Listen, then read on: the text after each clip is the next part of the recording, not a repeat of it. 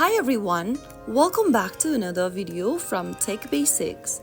In this episode, we will be learning how to buy Temu gift card.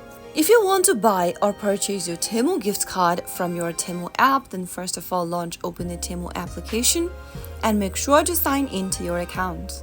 After you're inside the main homepage, tap on the search box at the top of the screen.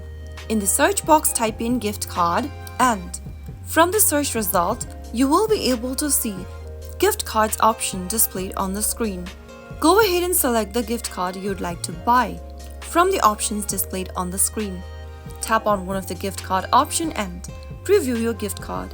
Once you'd like to purchase it, simply go ahead and select the quantity by tapping on the plus icon or the minus icon right next to quantity at the bottom.